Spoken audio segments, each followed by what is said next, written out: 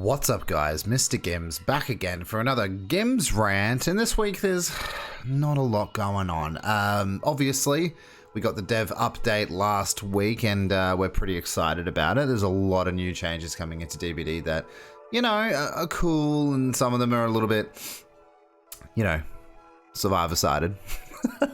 But apart from that, you know, it looks like we're going to get the PTB next week is pretty much what they said. I would say that it would be Tuesday because that's usually the time they always do. But before we get into everything, guys, and some of my thoughts and opinions on what's coming up, don't forget to like, share, and subscribe if you are new to the channel.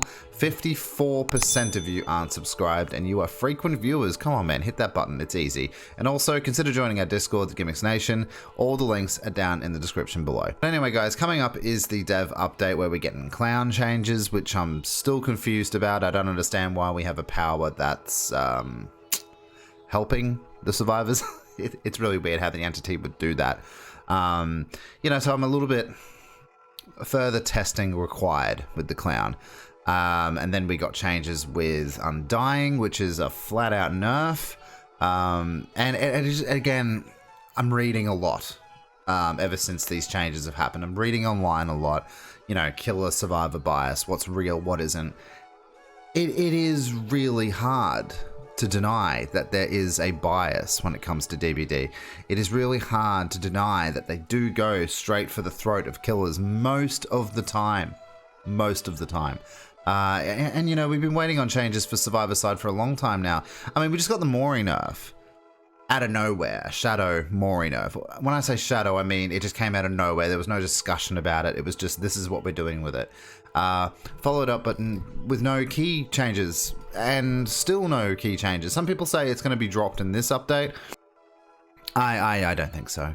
I don't think so. You know, they said for animation reasons, and I want to talk about animations coming up because it's, again, something that the devs think is more important than, you know, FPS and hitboxes and nerfing killers consistently. So yeah, we got the Mori nerf, and that was, you know, well and good or whatever. That's fine. I didn't use them anyway. I didn't have a dog in the fight, but I expected the keys to be changed at the same time, or both removed until a better, you know, a better idea or a better conclusion to the matter, you know, would have been put forward. But yeah, now we got the Undying nerf, which is fresh out of chapter 17, so it's only fairly new. But you know, survivors on Twitter and the forums and all that, small PP build, Undying Ruin. It's a nerf. It's pretty bad. And Scott Jund even brought up something quite funny. He was like, well, you know, I'm just not going to use it for the next month because it's going to be nerfed. They've already targeted it, so that's going to happen. And it did, and it was, and he wasn't using it, so probably should have done that. But anyway, moving forward, guys, let's go through. This is from that, you know, that dev episode thing where they announced all the changes coming forward with the mid-chapter PTB, and just I did want to clip this because I thought it was pretty funny. And it took me a second to sort of go back to it and go, hang on a second, did they just make sure that Teabags and moonwalking is, like, you know, something that animations is really important to them right now? Like, that is the forefront of what needs to come into the game to make it better, the overall health better. Check out this clip. It's really funny and awkward. Our other animation also changed. For example, cleansing totem, entering lockers, I don't know, throwing a pebble, teabagging, things like that. Most of them no, because they're interactions, and we did not touch interactions because this is, again, it's a different topic. It has a heavy impact on gameplay, and this is something else for the future. Though, like teabagging, for example, which is crouching, which is a locomotion, kind of a gameplay. We did update that animation. Well, actually, before there was no animation at all. It was just a blending. So we put in an animation, and we kind of iterated on it to make sure that teabagging still feels satisfying to our players. We did change that, but it should play the same. All right. Well, thank you so much for joining us today, Guillaume. And I think that's the awkward moment where we say bye.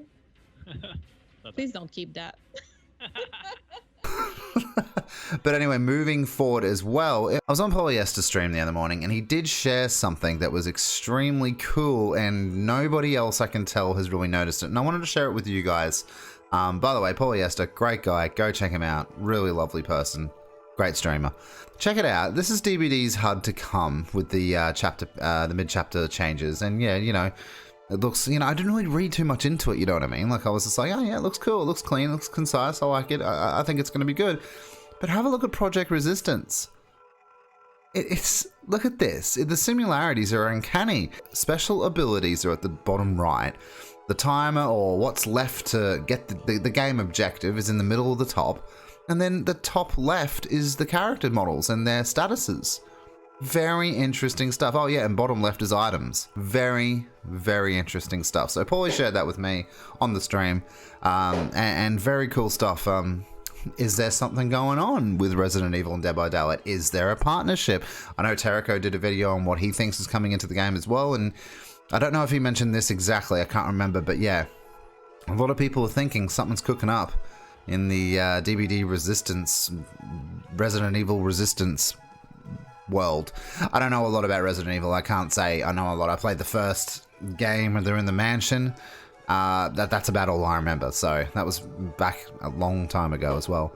I also wanted to talk about the map changes coming. Overall, again, cool, they look good, sweet, thanks, great. DBD has a bad record at the moment for making these maps not really viable when it comes to frames and things like that. Like, there's a lot of foliage and things like that. There's a lot of things that make the game run poorly, and you can tell they're definitely doing some things behind, you know, back of house, and they're not really telling us. They're just making tweaks and changes, because Autohaven Wreckers is brighter than the bloody sun nowadays, and it's just, it looks, yeah, I keep hearing the graphics updates look awesome. Yeah, I don't know. These mock-up art pictures of Crota's pen here, they look great. You know, they look good. That's the art team for you, by the way. God, they're absolutely brilliant. It's not going to look like that in game. This is just a mock-up. This is what the idea of what they have is going forward. But, you know, with reworks, and by the way, Crota's pen needs the rework, but there's going to be a breakable wall.